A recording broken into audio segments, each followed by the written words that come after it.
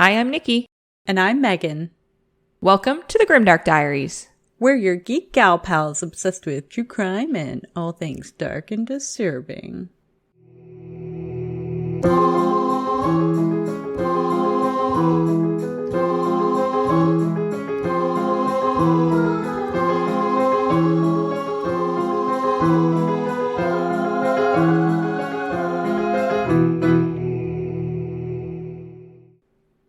Hi, hello, everybody. Welcome back to the wonderful world of Grimdark. I always think of Oz every time you say that. Yep. Welcome back to the wonderful world of Oz. I'd like to live there right now. I'd like to live anywhere but this current world. I don't want to live on this planet anymore. Only if it's in a cabin in the woods, right? Far away. Wait, cabin in the woods. Everybody. Can be a really scary horror movie too, by the way. That's a great movie. Actually, yes, it is. Yeah. I really enjoyed that movie. Very clever movie. Yes, very much so. Yep. Yeah, I'm Yes. a big fan. I'm surprised you've seen that, knowing how little you like horror things. But it's not regular horror. It's very smart horror. It is. Yeah, that's true. Yeah. There's a bit of a twist to it. Yeah, and Joss Whedon made it, and I had a time where I really loved Joss Whedon and everything he made. Yes. Turns out he's kind of a piece of poop, though. Yeah. Nice save. We're allowed to say that word, though. I know.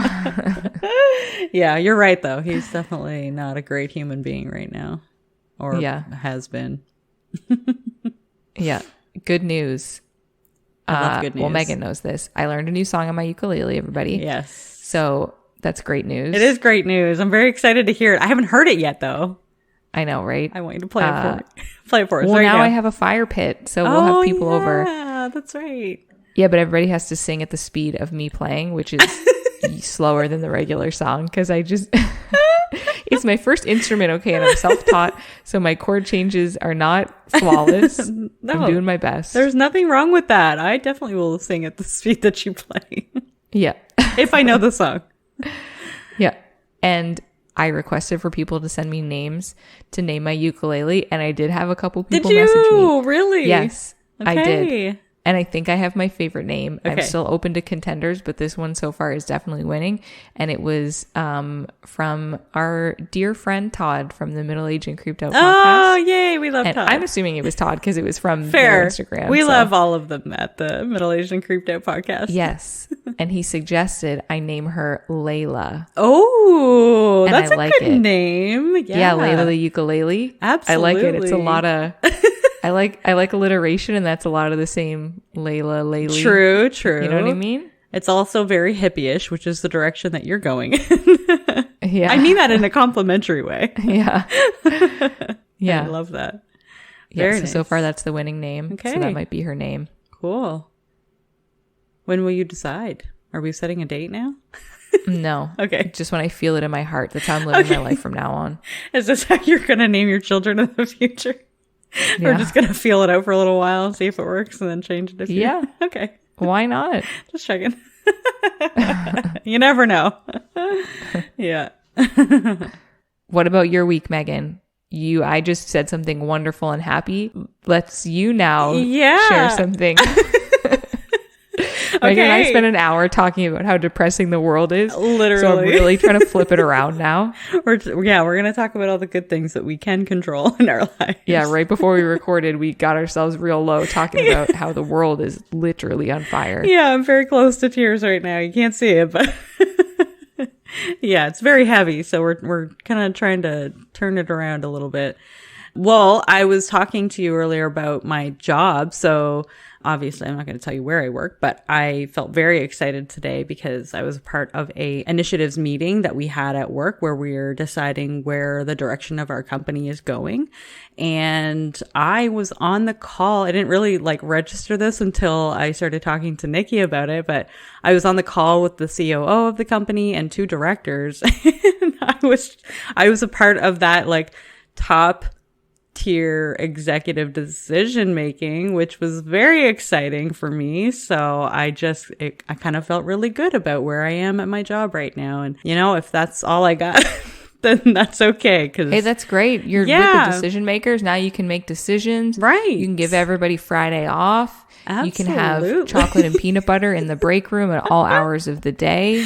Well, it's funny because we do have a candy corner in our office. So we do provide candy to our staff, which is quite nice. That's dangerous. It's actually really dangerous. And I am trying not to eat all the candy in the world. I'm trying to lose a little bit of weight. So that's really dangerous for me. I have to, luckily, I require gluten-free. So there isn't a whole lot of options, to be honest.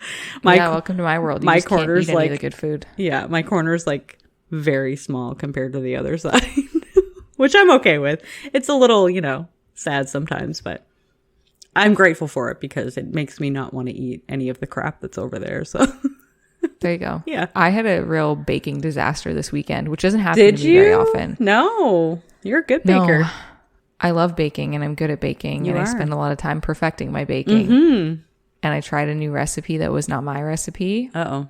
Didn't go well. Really? Oh, no. Yeah, I was trying to make coffee cake and I found this recipe. And to be fair, I deviated from the recipe, but it wasn't my fault. It called for regular flour and I have like a baking cupboard. And so when I looked in there, I saw a bag of flour. So I was like, perfect. And then when I got to mixing and I already had half the stuff mixed, there wasn't enough regular flour because it called for 3 cups and turned out I only had 1. Oh, no. So I was like, that's okay. I have a bunch of other kinds of gluten-free like flours. I will just mix up some of those. So I used those and I think that really screwed the pooch. Mm-hmm. And so it looked okay. The batter looked okay. So then I threw it in the oven and it was supposed to bake for 40 minutes. And then when the 40-minute time hit, I was like, that cake is not done. Oh, it is still liquidy in the really? middle. Like not liquidy, but like not solid. Not cake-like. No. But the outside was done? The edges looked kind of done. It wasn't great. So you just cook it a little longer. That would be fine. Well, I did. Yes. So then I put it in for 10 more minutes. And then I took it out. And I was like, oh, no. Still not looking great. Really? So then I put it in for 10 more minutes. And then I took it out. I was like, it's got to be done now. And it looked kind of done. And it was very puffy. And I'm like, this is great. It looks like it finally, turned to cake. So I took it out to let it cool. And I walked away. In 5 minutes, I came back and the whole thing deflated down. And it was not cooked. I was like, God damn it.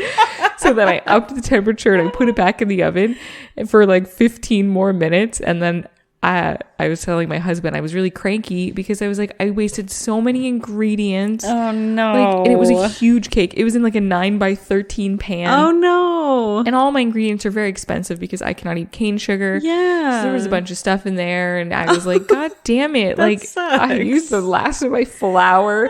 And he turns the light on and he looks in the oven. He goes, well, no, I think it's cooking now. And I was like, really? How can you tell? And he's like, it's like bubbling. And I was like, that means it's not cooking. That means it's still liquid.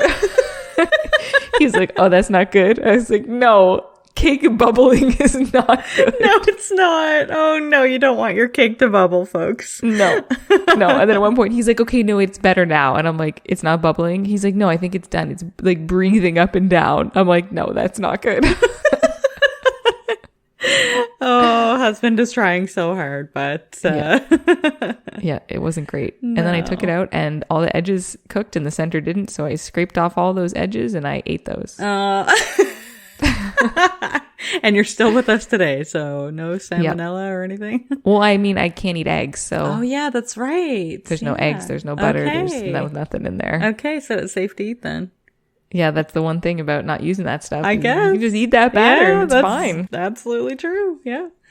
That's good. Well, that sucks. I'm sorry your cake didn't pan out. Sorry. It's not even intentional. It's okay. I mean, yeah, we both honked like geese.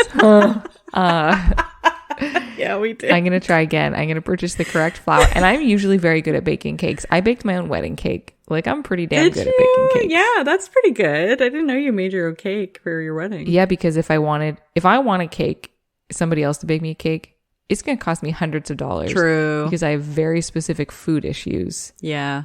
Going on. It's funny that you just mentioned that because I've been thinking about this ever since I went to my dad's for Father's Day because all he wanted was strawberry shortcake, and I couldn't have any. It was very sad. So I've been craving like strawberries and like a strawberry shortcake or a trifle or something. Strawberry shortcake. Oh my God, I love everything like strawberry.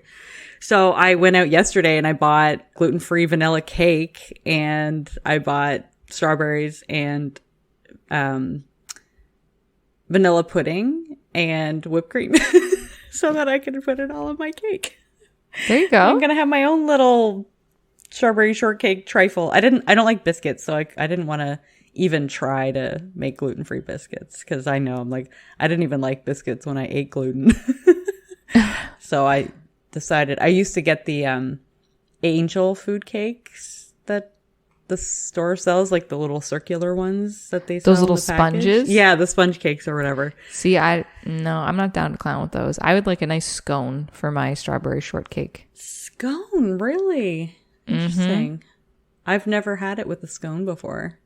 Oh, I love a scone strawberry shortcake. But I also don't eat whipped cream. I mean, I don't anymore, and I didn't before. Right. I didn't like whipped cream. Yeah. So I just like strawberry syrupy smothered scones. Oh my, say that 10 times fast.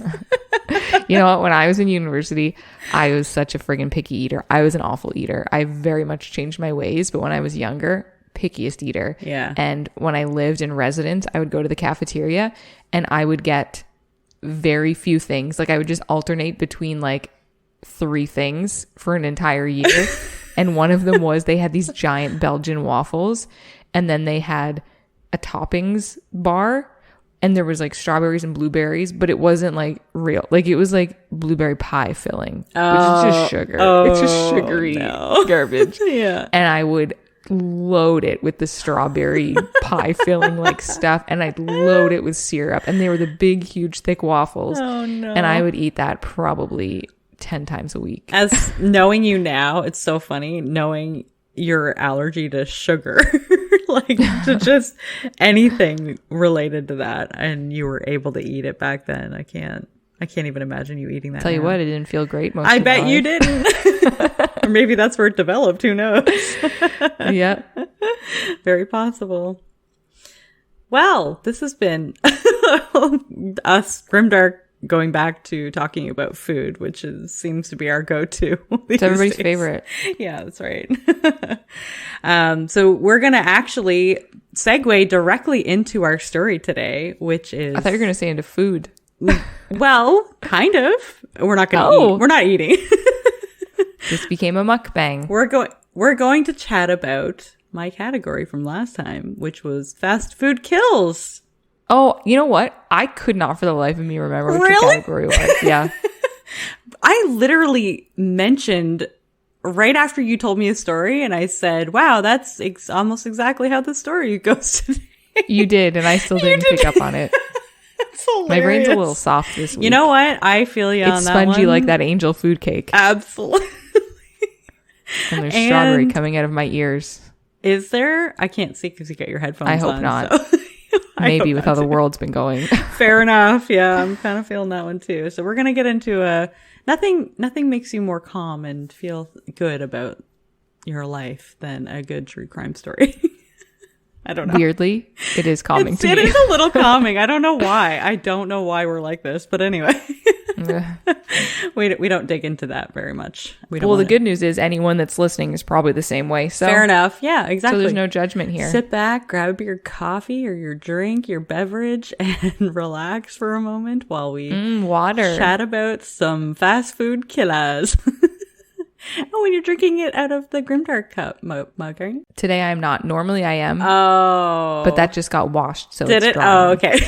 Okay. This is a nondescript type of 4 houses of a possible wizard or witch. Right, yes. Mm-hmm. That did you see? Sorry, I know we're trying to get to this. Did you see there's a new meme going around about that? Instead of those houses, we're now going to determine our houses based on the 4 Golden Girls. So I mean, that's which one do you relate with the most? Because they are literally like those houses. They're very different. Very much so. So yeah, I don't know who I'd relate to. I'd probably be Dorothy or something. So I can see Dorothy or, I'm going to say Betty, but it's not Betty. It's Rose. No, that's her real name. Yeah, that's right. I'm like, I just love Betty so much. Okay, so the story is pretty wild and fast. I'm just going to say that right now. We're going to dive Wild in. and fast is in like the story length is short, or like the crimes just come at you fast and furious like Vin Diesel. The latter of the two you just said. We got Vin Diesel in this story. Yeah. As a lover of the Fast and the Furious franchise, that's a lie. I liked the first one a lot. The second one was okay. You know what? They're a guilty pleasure for me, all of them. I love them because I love cars. So I am a big fan of all of those movies because I can watch them when I'm in the mood for like brainless activity. That's what they're good for me. Okay. So, starting the story. Should I interrupt you again? I know. I think it's just going to be one of those kind of recordings tonight. It's all good. So we're going to start the story on February 16th, 1997. 2 days after Valentine's Day. It was 2 days after Valentine's Day in 1997. Can you remember what you were doing said that back like then? it was a shock of some kind. Like, how Well, did you know? I didn't think about it. It was. It's not relevant to the story at all, so it didn't cross my mind at all.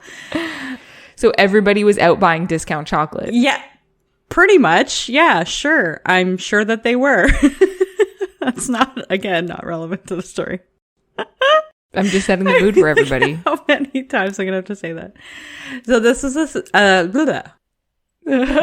words are so hard tonight. Oh my God. I'm not even drinking, so I don't even know what's going on. I find that surprising. Yeah. You don't have to work tomorrow. Right. I don't have to work tomorrow. I don't know. I've actually been feeling this way all day today. I had this issue at work as well, where I could not stop laughing earlier today. And everybody was like, because we went out to lunch with my team, and everybody, when I got back, thought that I had been drinking at lunch. And I'm like, I didn't have one sip of alcohol at all. Like, this is just who I am today. So be prepared. So on February 16th, 1997, which was a Sunday morning, Sarah Jackson, who was 16 years old, she was a high school student working part-time, and Steve Hampton, who was 25, he was the manager. They were prepping a Captain D's restaurant on Lebanon Road in Donaldson, Tennessee. What's a Captain D's? I don't know. It's an American shop. Yeah. I don't know. It's like a restaurant I don't know if it's everywhere in the States, but in this particular story, it's in Tennessee. And I don't even know if it's a chain. Could be a chain restaurant. I'm not sure. Is it seafood? I didn't look it up.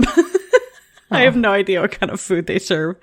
When I hear captain, I think like a sea captain. Maybe. Yeah, that would make sense. Honestly. But I guess here we have Captain Sub. I'm surprised that you landed on the captain part of that and not the D's part of that. That's where I was expecting you to go for some reason. But how would I get there with a fast food restaurant? I just Googled it, and there's a fish in the logo. Bang. Okay, that Nailed makes it. sense. That makes Detective sense. skills on point today. Give me another one. Give me another mystery to solve. Okay. Okay, we'll keep going. All right, so they're prepping the store to open, and around 8:15, 8:30-ish in the morning, it was a regional director of the Captain D's franchise. Okay, so it is a franchise. Assistant to the regional director? Not the assistant. Interesting. Just the regional director. What? Okay, got it. Okay. It's a thing from The Office. Oh, that would help. Which I don't like, actually and that's a hot take, and I realize everyone hates me for that, but I don't enjoy The Office. But I watched every episode in an effort to try and like it because the world is obsessed with The Office. It's true. I've actually tried to watch it too, and I can't get into it. I've watched the first season, and I just cannot get into it. Every season in an effort to conform to the world. That is determination right there. Well, my husband really likes it. Okay. So he was like, he'd be watching it and I'd be like, okay, I'll watch it. Clearly I'm missing something because the world thinks it's really funny. And I don't know why. My brain just does not laugh. Every once in a while, I'll have like one of those goose laughs where I'm like, huh. Like that was funny, that one thing. But like it just doesn't get me. I don't know why. I don't either. I am the same. I actually didn't know that about you because I don't generally talk about it very much because I usually get shunned Like, yes, people same. make horrible fun of me because I don't actually enjoy the show. I've tried so many times because everybody loves it. And I don't know, maybe it kind of relates a little bit to some office cultures, but not the ones I've worked in. And I don't know. I can't get behind it. Anyway, I didn't get that joke because I don't watch a show. Back to the story. So the regional director called around 8:15 or 8:30 that morning and spoke to Steve a bit about something, which is unrelated to the story. So we don't know what they chatted about, but the time is important. About an hour later, around 9:45 or 10 a.m., another employee of Captain D's showed up for work. They were not able to get into the restaurant, though, because the doors were locked. So they went over next door. There was another restaurant next door. So they went over there and tried to call the restaurant, but they kept getting a busy signal. So after a little while of trying and not getting through, no one answered. He thought that something must have been wrong. So he actually contacted another Captain D's employee whose dad was a Metropolitan police officer. So that police officer arrived shortly after the phone call. And after contacting the assistant manager as well, because the assistant manager had the other key to the restaurant. So the assistant manager met the police officer down there so they could unlock the door. They entered the restaurant between 11 and 12, 11 a.m. and 12 noon. There, inside the walk-in refrigerator, lying face down on the floor, were Steve Hampton and Sarah Jackson. Both of them? Dead. This is what I mean about wild and fast. We're right in the crime. Right in the crime, immediately. They had both been shot execution style while lying on the floor. So basically, this person told them to get into this freezer, told them to lay down on the floor, and then shot them execution style. Steve had been shot twice in the back of the head and once in his back. Sarah had been shot 4 times in the head and once in the back. Oh my goodness. The medical examiner who reviewed the gunshot wounds on Sarah said that there were 2 fatal head wounds, but the other 2 wounds in her head were just superficial, so they wouldn't have done anything. They also said that the shot to her back wouldn't have stopped her from moving, and the pattern of blood near her body indicated that she had been alive when she was shot in the back and tried to pull herself up onto the shelving units above her. She was wearing gloves, and the blood pattern showed that she kind of dragged her body and tried to pull herself up onto the shelving units before he likely did the other shots in the back of her head, which is probably why she had more shots in the back of her head, because she didn't die right away. The weapon used to kill Steve and Sarah was a .32 caliber weapon, most likely a revolver, they suspected. The police believe that this was a robbery gone wrong. There was $7,140 missing, including $250 in coins. I'm like, why do you carry so much cash? This was all stolen from the store. Steve's wallet was also missing, which allegedly contained $600 that he was going to pay rent with. Could you imagine spending $600 on rent? Must be nice. Right? Although, what year was this? This was in 1997. Yeah, that makes more sense. Yeah. That ain't going to fly these days. In March 1997, the case was starting to go cold. No leads. Until one day, on March 24th of that year, McDonald's on Lebanon Road in Hermitage, Tennessee. It's weird that the name of the street was the same. Employees that opened that morning discovered a pretty gruesome scene. The night before, someone had approached 2 employees behind the restaurant after it had closed. At gunpoint, this person forced them back into the restaurant. They shot 3 employees to death, execution style, in the storeroom. So the 3 employees were Andrea Brown, who was 17, Ronald Santiago, who was 27, and Robert A. Sewell Jr., who was 23. Everybody was so young, way too young to die. The shooter attempted to kill Jose Antonio Ramirez Gonzalez as well.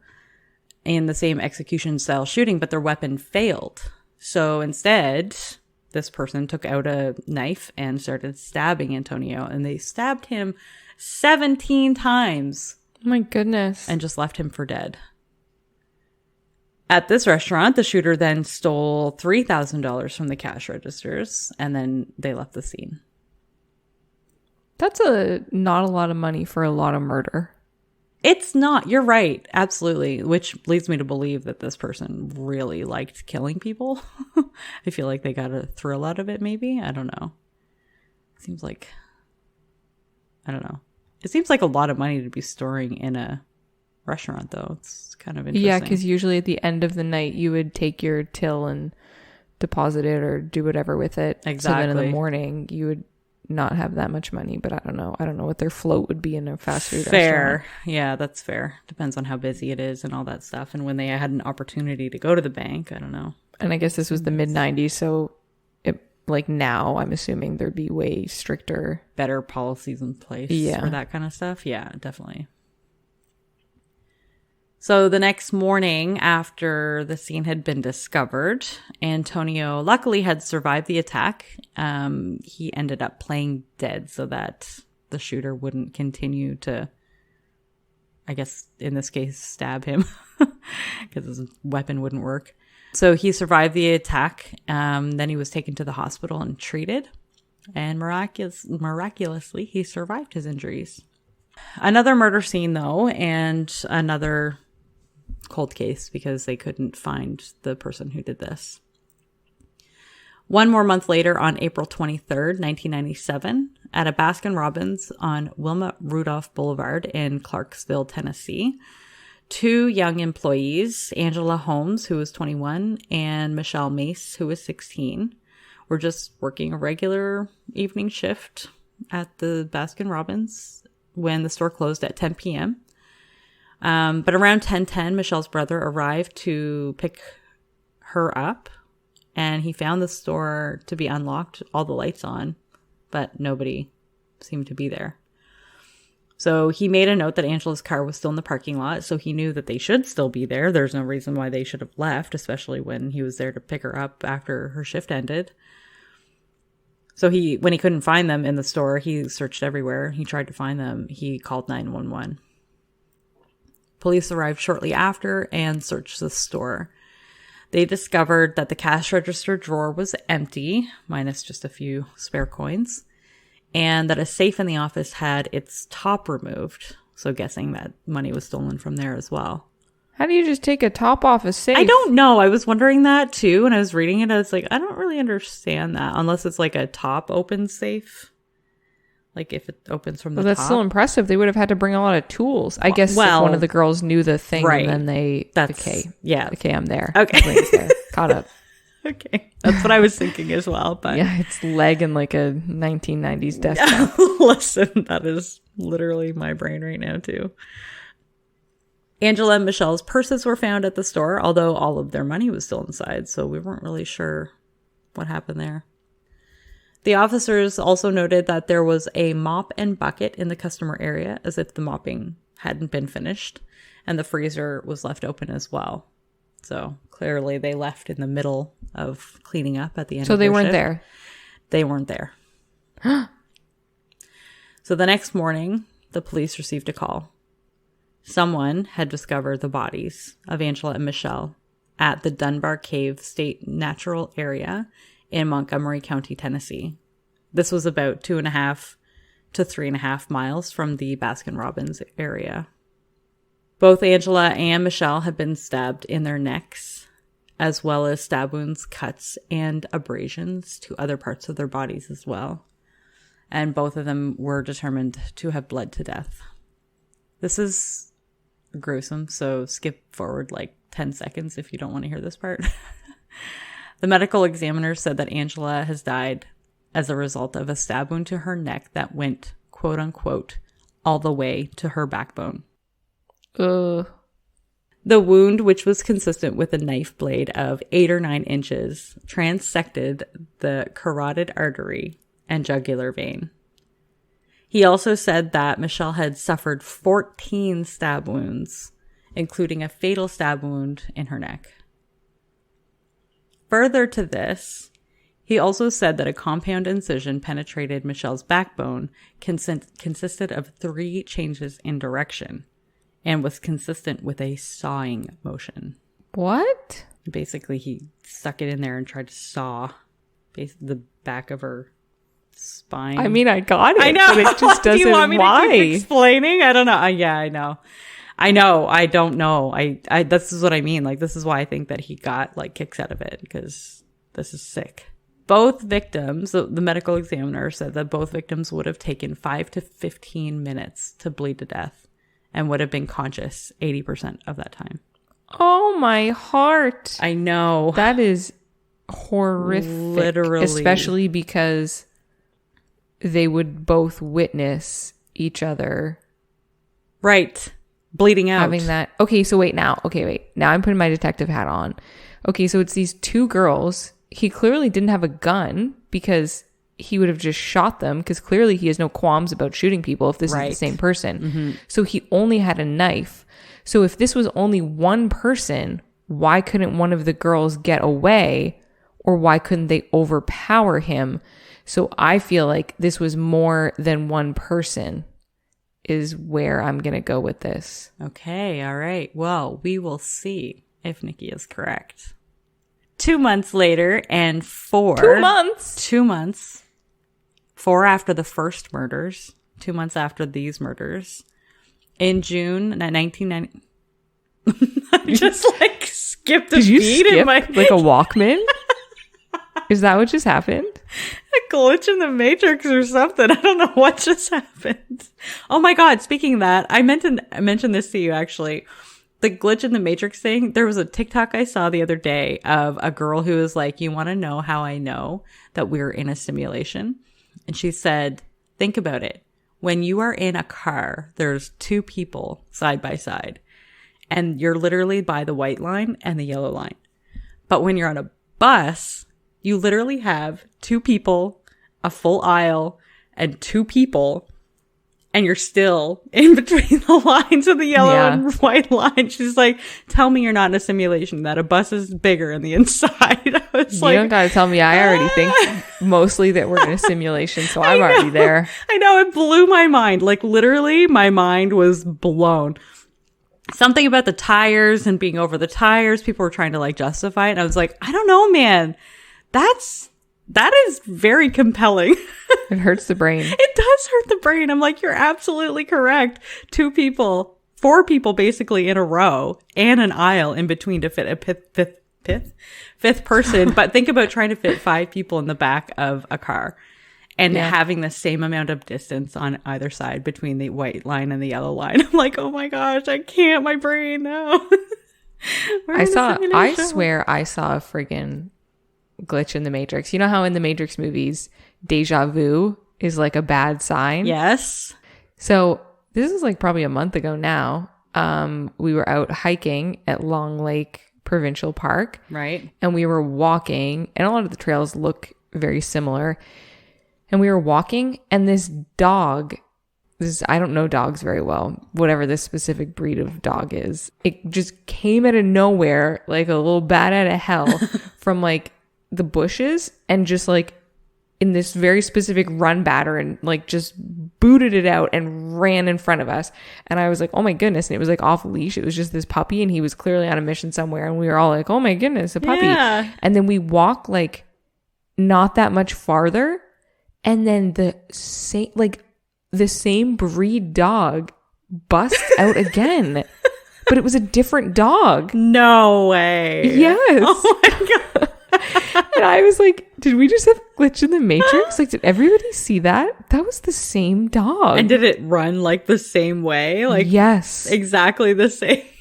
Yes. That's creepy. Oh my gosh. It was very weird. It was like the weirdest because I've had deja vu before, but it's usually just a feeling of, right. Wait, I feel like this happened before. Right. Yes. You know what I mean? Yes. I used to have this was like with my eyes deja vu. I'm like, I literally just saw this 30 seconds ago.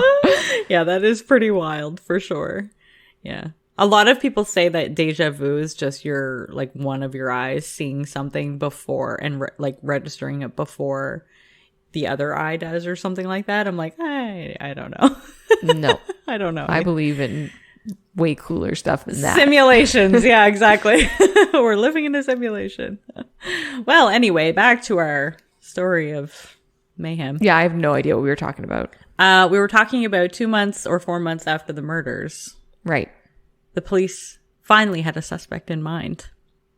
I didn't say that part, but that's where I was at. So it was June 1997. The police finally got a suspect. His name was Paul Dennis Reid Jr., and he had just been arrested in Cheatham County, which I'm assuming is in Tennessee. Luckily, the police were able to get his fingerprints and picture from this arrest. Did they get any fingerprints from any of these crime scenes? Yes, they did. Yeah, they gathered all the evidence. They gathered evidence whether it was going to match anything or not. Because think about, these are restaurants. They have people all over the place, like employees. I would assume, I didn't look this up, but I would assume they would have like taken all the employees' fingerprints and tried to figure out. Did a ghost just happen? What just happened? Oh my God, I don't know. There was a giant flash of light to my right, and there is literally nothing over there. There wasn't a light in your camera. I can tell you that right now. It was almost like when... Did you have a stroke? What's happening? It's almost like when a car drives by and the lights flash against the glass of your frames and stuff like that. I have pictures up there. And it was almost like a flash of light on the frame that was like reflected. And then it went away. Well, Megan just had a ghost visit her. I don't feel okay anymore. So Paul Dennis Reid Jr. was born November 12th in 1957 in Texas. He was 26 years old, which was in 1983, apparently.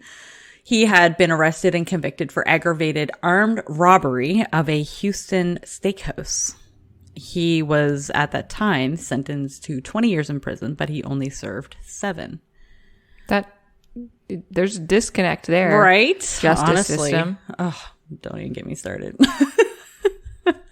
A lot of disconnects with the justice system these days. Once he was released from prison, he wanted to follow a passion of his, which was singing. So he decided to pick up and move to Nashville, Tennessee and try and make a better life for himself. But he learned nothing. On February 15th, 1997. One day after Valentine's Day. Which is only one day before the first murders at Mr. D's Seafood Fish Emporium. That sounds like the best place ever. I made it a lot. They should speak to me. I'm pretty good at marketing. You really are. You absolutely Captain D's are. hit me up. I'm telling you that name. You're not doing yourself any favors. Oh, unless they did it on purpose, but I don't know. Probably not. There's a lot of D's nuts jokes going through my head right now. Yes. Don't even get me started because my husband and I say those jokes. Which is why I thought that's what you were going to pick up from this. No, from that I didn't. Name. But I'll tell you what, I work in the financial world. I work in hedge funds and I deal with all kinds of brokers that deal with that kind of stuff. And one of them, their acronym is BOFA. And so... because it's BOFA. So every day of my life, I read BOFA in my head, and then I silently say to myself, Bofa these nuts. And my professional job for the last 8 years of my life. So that's where I'm at. I'm very excited about that story. Oh my gosh. Oh, those jokes. And part of me wants to like just yell it one day and be like, does anyone else think that? Am I the only one that's saying both of these nuts every day of our lives? You would get a lot of looks at the office. The people you work with don't seem like they have like the best sense of humor in the world. No. Oh, that was too good. I'm glad we Okay, so back to my findings. Yes. So that was one day after Valentine's Day, which means it was one day before the first shooting. Correct. So February 15th, 1997, Paul Dennis Reid Jr. was working at a Nashville restaurant called Shoney's. I know that name. Do you? That is familiar to me. Because of the restaurant or from something else? Yes. Oh, okay. There you go. Like Perfect. that rang a bell of familiarity that it's like a US-based restaurant. I'd never heard of it before, so that's good to know. I feel like I've seen a commercial. You have? On American. Oh, maybe when you were... because American, like, channels, TV channels. You know, like Peachtree TV or whatever it is. Okay. Nowadays. Yeah, that's fair. Okay. That's hilarious. So at this time, he was 39 years old. And when he was working at Shoney's, he was their dishwasher. On this particular day, Paul got extremely upset about something and allegedly threw a plate and hit one of his coworkers in the kitchen. Oh, no. And of course, he was fired for that. As well, he should be. Right. Which gives good motivation for his reign of terror after that. To murder? Yeah, not a good excuse. I'm just saying. It's a motive. It was on the 25th of June in 1997. Paul had gone to the home of Shoney's manager who had fired him to his home. Paul went there with a knife in hand and with an intent to do harm. He approached the manager's front door of his home, his house, and tried to get in. He tried to break in. Although he couldn't because the screen door was locked. Apparently. He has a knife? Why can't he cut the screen door? I'm not going to comment on that. I'm going to make a bold assumption right now. Paul, he's not a big brain thinker. I don't know. He evaded the police for like 4 months. I don't know. He seems to have something up there anyway. Dumb luck. Yeah, maybe. Emphasis on the dumb. So he wouldn't get in though because the screen door was locked, obviously. The manager's son was home and saw what was happening. So he decided to grab his camera. What would you do? Literally? Are you going to sit there and watch him? Or are you going to run and hide? I would run and hide. I am a child. I would call 911 and I would hide. not feel... Yes, call 911. Yes, absolutely. Now, he grabbed his video camera and he recorded the whole encounter. And this footage was later released to the media following the police investigation. So you can probably find it out there. I didn't. Okay, but my question... Okay, wait now. Did he get charged? He did not get in. Yes, he did not. No, did he get charged? He did, yes. Yes. Okay. I'm assuming he called the police. So after the kidnapping attempt failed, because he was going there to try to kidnap this Shoney's manager. And do what? What is that going to accomplish? You going to get your dishwasher job back from doing that? No, you're not. Are you going to get a reference to get a new dishwashing job? No, you're not. You might. I don't think so. Like, I don't understand. I don't think it was the the outcome job of this was going to be that was going to benefit him in any way. I think it was an intimidation factor and maybe a robbery attempt. I don't know. He wanted to kidnap him. Maybe. Yeah, it's a great idea. Rob somebody that can identify you. Right. It's real great. I know. His IQ is getting lower and lower as the story goes on. So after the attempt failed, he left the home without further incident and was almost immediately after arrested by the police. It didn't take long before he was also considered prime suspect for and charged in the Captain D's, McDonald's, and eventually the Baskin-Robbins murders. Paul was charged with 7 counts of first-degree murder that would be put across 3 separate trials. Since the media had been all over these murders at the time, there were jurors brought in and from the West and East Tennessee because the judge determined that because of the coverage in Nashville, it might prevent the selection of an unbiased jury from Middle Tennessee. So we're going to go over each of these trials a bit individually. In the Captain D's trial, evidence was discovered and displayed for the jurors to see. Steve Hampton's driver's license and a video rental card, because you needed those back then, for those of you who don't know what it was like to have to rent a video from a store. Yeah, it was the best feeling ever. It actually was. I really enjoyed it. It was like an experience. You got to go out. You'd go to the store. You would look and see if the what was it? The actual DVD or even VHS, back when it was VHS, was behind the card that showed what movie it was. Yeah. It was like scrolling Netflix trying to decide what to watch, except IRL. You're walking up and down the aisles to be like, what do we want? What mood are we in? Yeah. And you don't get to watch that sweet little quick trailer. So you got to read the backs of the damn movies. So you better hope that those descriptions are accurate. It's so true. How many backs of movies have we read in our lives? Oh my gosh. Have you ever read the backs of the movies in your home? Do you even have movies in your home? Probably They don't have movies in their home. Not anymore. Everything floats up in the internet, Megan. She's like twiddling her fingers while she says that. Yeah. Floating. That's my understanding of the internet, is everyone is just floating in some kind of cloud above our heads. That's right. I had somebody ask me the other day, because you work in IT, you must know this. How big is the internet? It's like, oh god. That's a great question. Do you have an answer? It is infinite. Well, I mean, it can be infinite. There is actually a size of how big it is right now based on what's stored, but it's not like it's infinite. You would be the man that owns the internet can make it bigger if we need it. Based on the amount of servers that are out there and the amount that those servers can hold.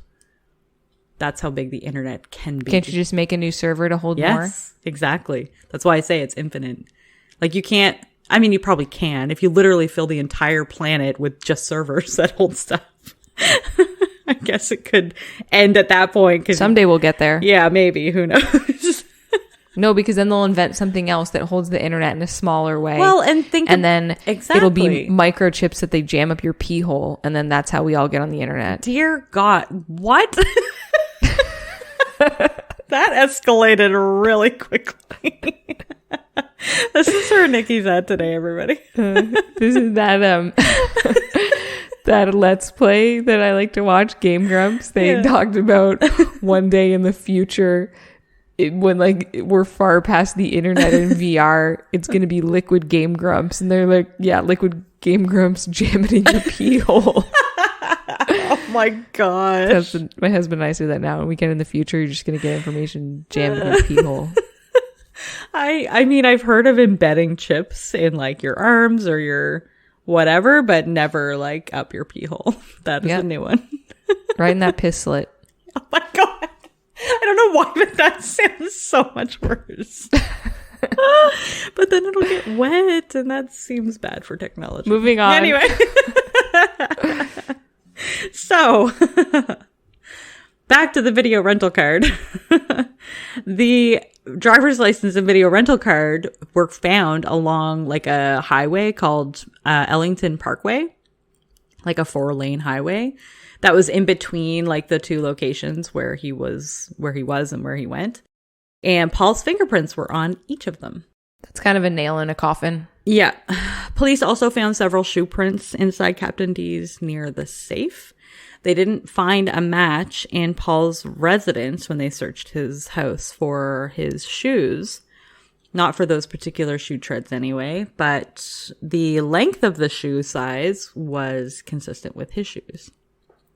Also, the state brought forth a photo into evidence that was dated July 16th, 1996, that showed Paul wearing a pair of white tennis shoes looking dirty that police had not found in his residence. And we'll find out later that one of the witnesses saw him wearing that type of shoe. 2 witnesses also mentioned that Paul had stopped in by Captain D's the night before the murders, inquiring about a job. He'd just been fired, so he was inquiring about getting a new one. They said that a man came into the restaurant through the exit door around 10 p.m., shortly before closing the night before the murders. He entered through the exit door? Apparently. That's a quick way not to get hired. Right. Is to right off the bat, you know, not be able to either A, read, or B, understand directions. That absolutely is true. That would, if somebody walked in and was like, I'm looking to apply, I'd be like, guess what? You failed your first test? No. Entered through the exit door. They felt it necessary to actually like put that in, so I'm assuming it was significant enough that they... Well, I feel like it'd make a person stand out to you. True. Yeah, especially if you're looking for a job. Take note, people out there looking for jobs.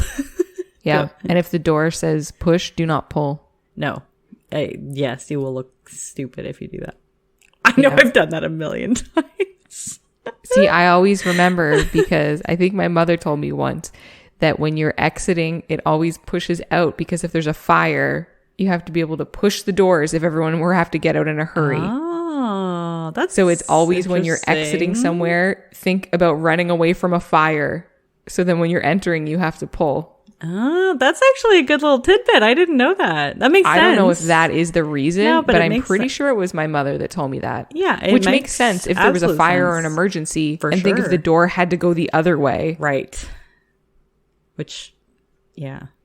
Which really stresses me out every once in a while when I hit a door that goes the other way. Yeah. And I'm like, this isn't right. In an office, it's not up right? to code. Yeah. Yeah. Yeah, for sure. Oh, gosh. I never even thought of that. Great. Now that's going to be something I pay attention to now going forward. Yeah. So they said that a man came into the restaurant through that exit door around 10 p.m., shortly before closing the night before the murders. This man said that he was interested in applying for a part-time job, and he had just worked at Shoney's down the road, trying to show, I guess, that he worked for a restaurant before. The proof showed... whoops, no, I'm not going to say that. The employees that were working gave him an application that, and they basically said, hey, the manager, Steve, will be in tomorrow, so you can chat with him. So just fill out this application tonight, come back tomorrow. They said that he asked them if anyone would be at the restaurant on Sunday morning. And the witness said that he had told Paul that Steve would be there, but he would be busy and he likely wouldn't be able to chat with him about the application until about 2:45 p.m. on Sunday, just after the Sunday lunch rush. They also testified that the man, which would be Paul, left the restaurant in a dark colored car. I couldn't see the color though because it was nighttime. Around 1 week later after the murders, employees helped police prepare a composite sketch of the man they had seen.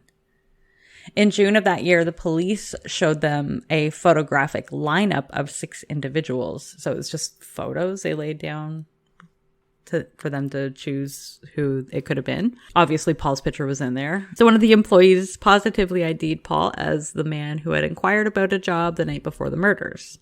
Later, one of the employees that had gone to the police station to look at this photographic lineup couldn't pinpoint anyone. But later, he saw Paul during an interview on TV that he was talking about his arrest. The employee immediately called the police to inform them that Paul was indeed the man who had come into Captain D's the night before the murders to confirm it. During the trial, this employee explained that he was sure of who he was because of during the interview, as opposed to the photographic lineup where you couldn't hear them talk or see them move or anything like that. The interview actually allowed him to hear Paul's voice and to see the way he spoke when he talked and how he walked, etc. So he didn't recognize him from just the pictures, but he wanted to call in later to let them know that he did realize it was him. 3 other witnesses testified in the trial that had been driving by the Captain D's restaurant on the morning of the murders, which all of them were able to link Paul to the murders. So these were their accounts. One man was passing by around 8:45 in the morning. He saw a blue Ford station wagon with damage to the left front quarter panel and possibly to the left rear. He wasn't sure. He said, quote unquote, it was parked at a funny angle toward the rear of the building. The proof showed that prior to these murders, Paul drove a light brew? A beer? I really want a light brew right now, apparently. Not me. I hate light brews. Oh, man, I do love my pale ales. No, give me a dark, rich, stout, a porter. Do I ever miss beer? That's one of the things I miss a lot. We had lunch today with work, and one of the girls beside me bought a beer, and I was like, I really wish I could drink beer right now. I feel very sad for you. The hot summer days really bring that on because nothing's better than a really cold beer on a nice hot day on a patio or something. A beer on a patio. Yes. A nice, my friggin' favorite, Big Spruce. I'm drooling. Serial killer stout. It's my favorite beer. It's my favorite beer in the world, hands down. If anyone wants to appease me, that is my favorite beer. Present me with that beer, and I am very happy. I was just gonna say something, and I lost the word, but it's like very fitting. Oh, a very fitting beer for you. Yeah, serial killer. Yeah.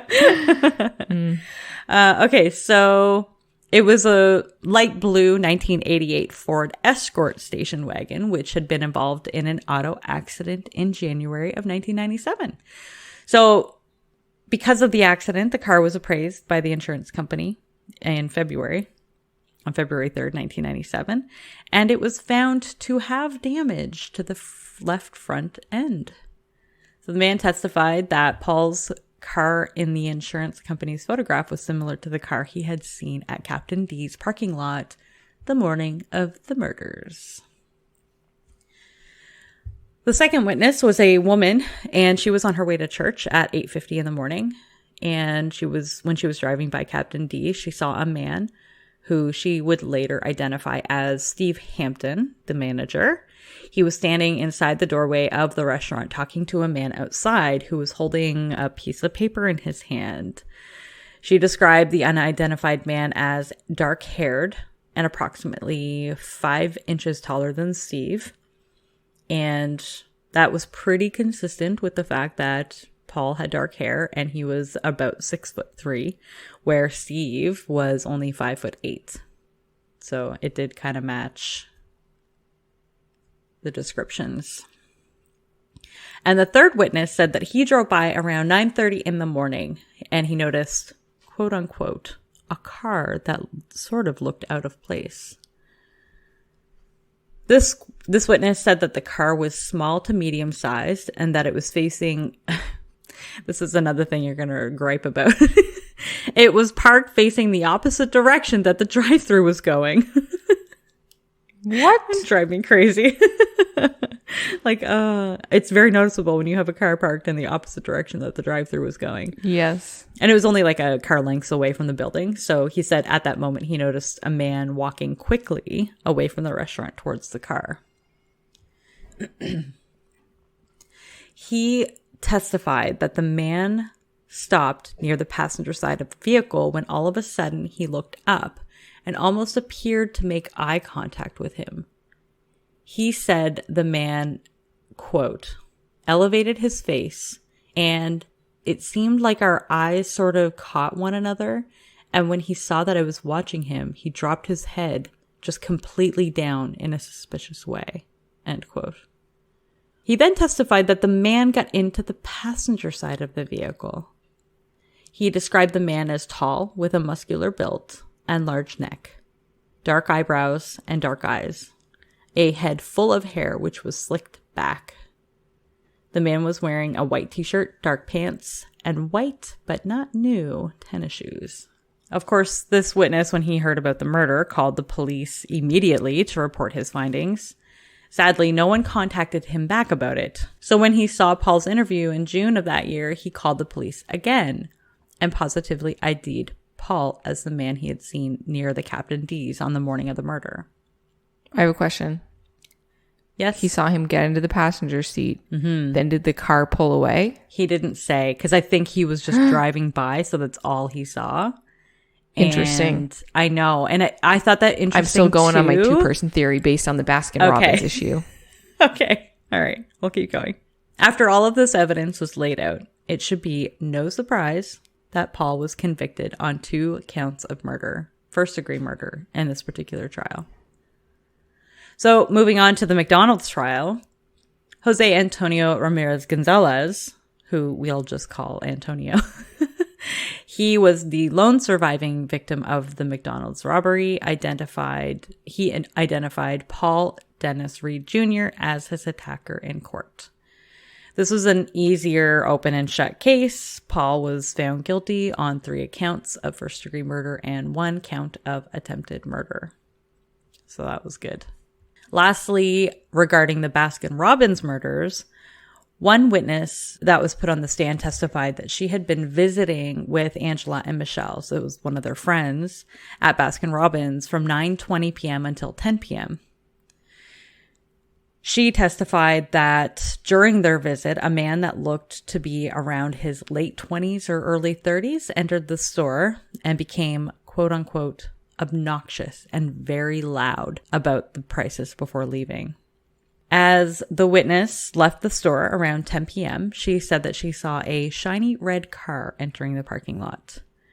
2 other witnesses also testified that they too saw the same red car at or nearby the store.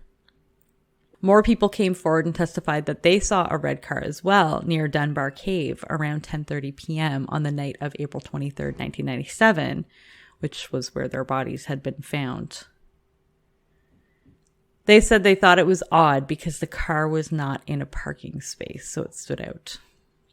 A serologist, which is a scientist who studies blood and other bodily fluids, and DNA specialist with the Tennessee Bureau of Investigation, testified in the trial that a DNA sample had been taken from blood found on Paul's left tennis shoe, and it was consistent with the DNA profile of Angela Holmes. Wait, did he get a new car? He must have had a new car. I think because of the people who'd seen him maybe with the other vehicle, he decided to get a new car or something to that effect, yeah. A fiber comparison specialist with the, I want to say TBI, Tennessee Bureau of Investigation, testified that there were fibers in Paul's car that matched the fibers that were found on both Angela and Michelle on their clothing. There was also a purchase of gasoline on his credit card near where the bodies were found on the night of the murders, which, of course, would place him at the scene of the crime around that time.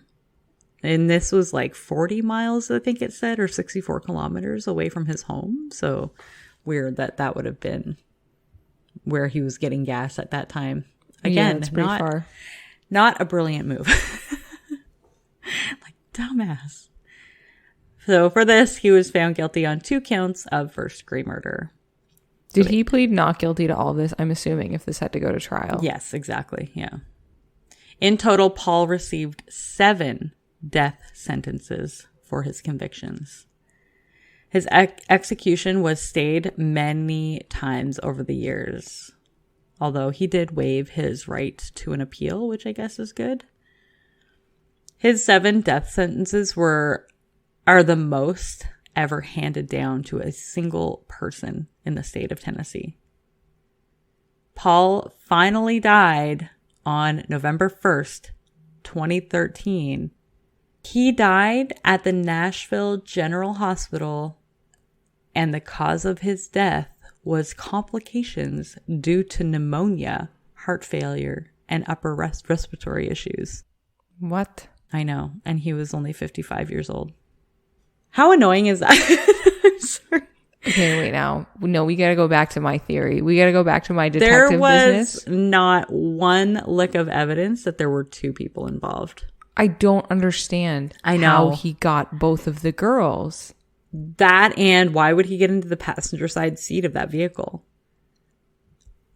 This is what I don't understand either. Yeah. I was also thinking the same thing. There's something. I was thinking the same thing, missing. But there is not one lick of evidence that there was another person there.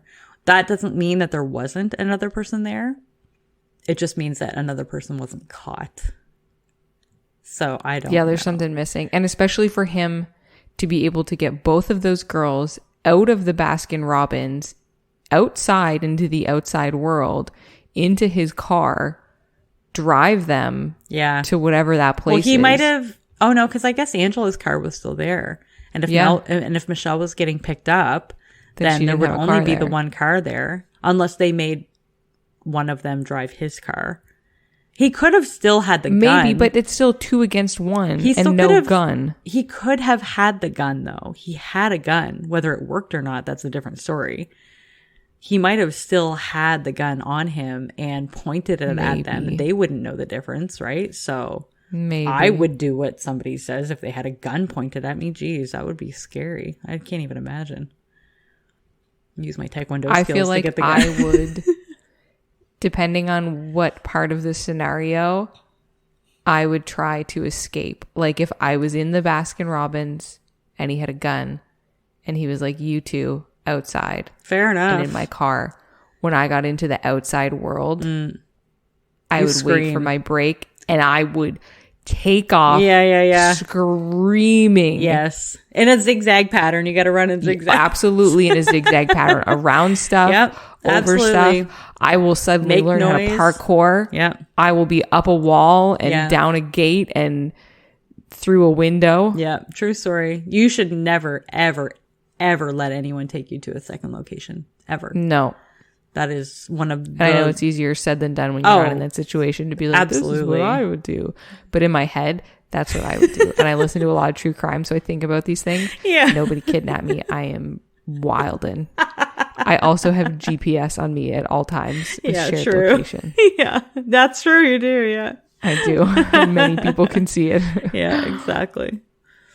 Yeah, that's pretty wild. I know, and I'm not satisfied with this ending either. Like, as much as he did end up dying at the end of it, it wasn't by the hand of the state. It was from pneumonia. That's fine. I would rather him rot in prison for the rest of his life. Well, that's just it, right? Sad, lonely, which is what was happening. Life. He got arrested in 1997. Wait, what year was that? It happened in 97, but was it afterwards that he went? I'm assuming it was afterwards he went to trial. Yeah, 1999. That's what it was. Yeah, I didn't say the date, but it was 1999. So he got convicted in 1999 and put in jail. So technically he was in there for 14 years? He was in jail for 14 years, which still not long enough, but whatever. He's still not with us anymore, so that's good. Anyway, I'm not convinced he didn't have a second person with him when he was doing this. But who knows? I feel like they would have looked at that angle, and if they couldn't find any evidence, there's not really much they could do, I guess. Yeah.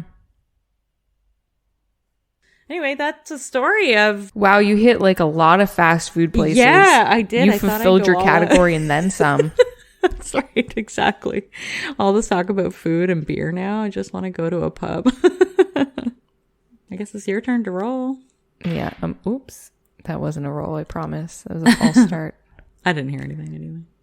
Well, here we go. Oh, it went under my laptop thing. Excuses. Oh, nice. I've been getting good rolls lately. I got 17. Hey. It is, what's your favorite scary movie? Ooh. It's not Cabin in the Woods, is it? No. Okay. I don't know if I have a favorite scary movie in real life, actually. Well, you know what? I do. I take that back.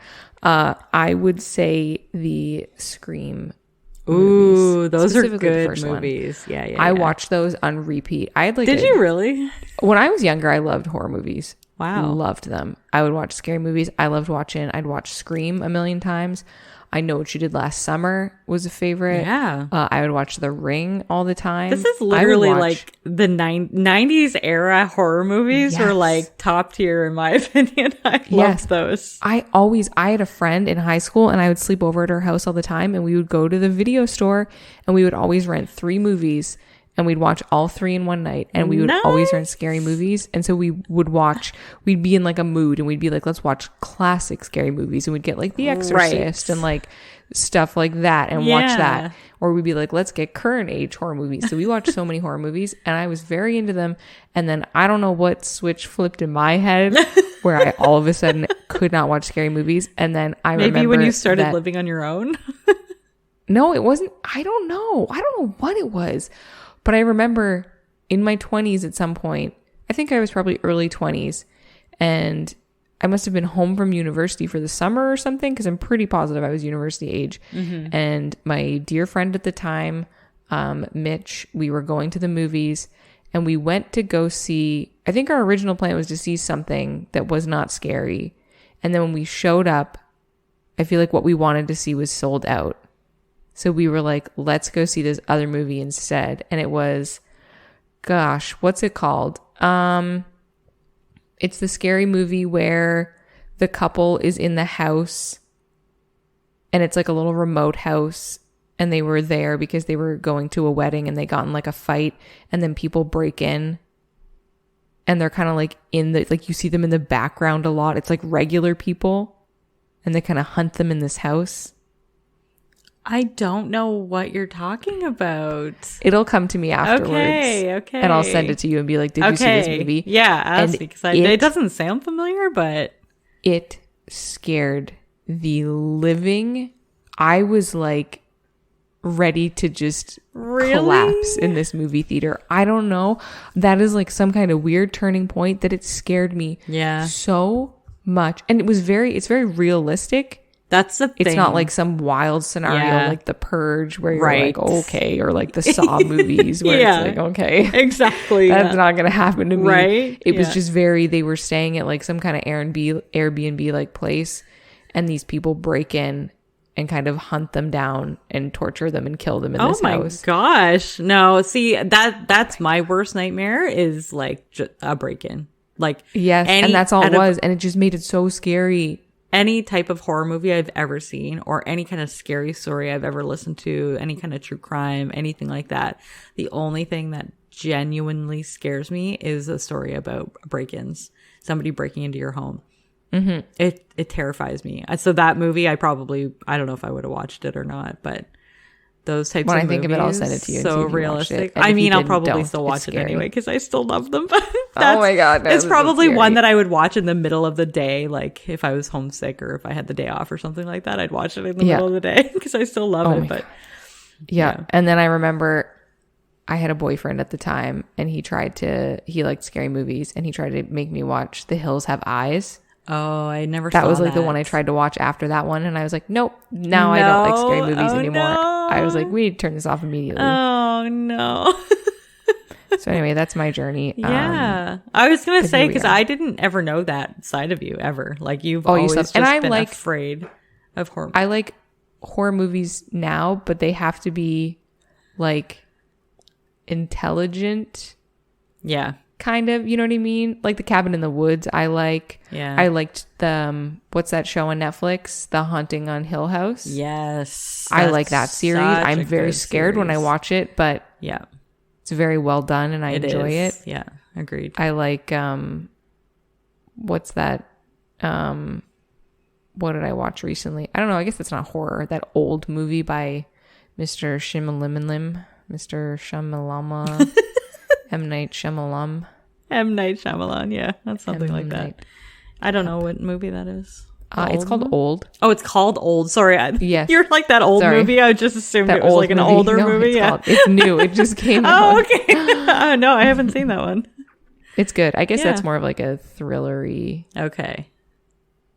Yeah. Like those ones. Like that. Yeah. I don't know names. I don't know anything. Yeah, that's fair. What's his name? Mr. Peel that does that Get Out movie and stuff. Like that was really good. He did Us. Yeah, he's a really good horror movie maker. Yeah. I also love anything paranormal, especially if it's like based off of a true story. The Conjuring movies are probably hands down my couldn't watch favorite horror movies. Those are my favorite. I have a weird tolerance for these things clearly, because that one I'm like, nope, can't watch it. No, thank you. Yeah, no, I'm all over it. Oh, see, we could obviously talk about have a whole episode just talking about horror movies. So that's next week. Yeah, that's right. That's what you're in for next week. Awesome, great. Yay. Okay, welcome. Goodbye. What time is it? Thank you for joining us for this lovely journey that we went on today. If you would like to check out what we got going on, you can find us on varying social media platforms. You just search up The Grimdark Diaries and you will see our beautiful faces.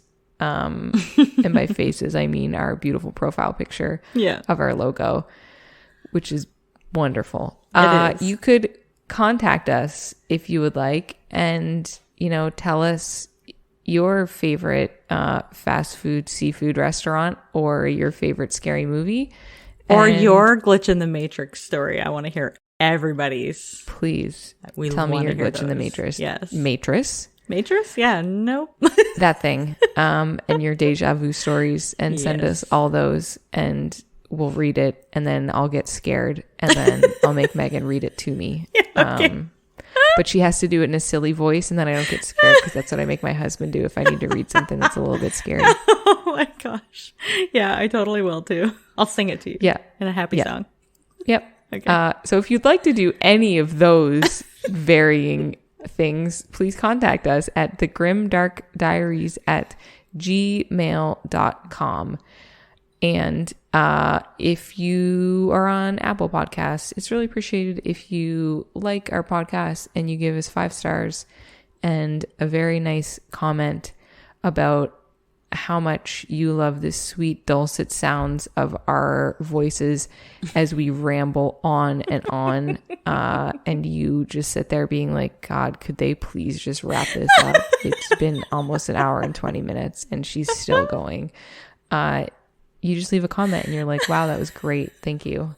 You could do that, or you could if you're on Spotify, you can give us 5 stars and that would be really nice, and scream our name from the rooftop or at random strangers in the streets or the grocery store when you pass them, and then tell us about it, and we'll be like, thank you, we really appreciate you. And tune in next week to see what I come up with for what is your favorite scary movie. And remember, a friend in the dark beats alone in the light.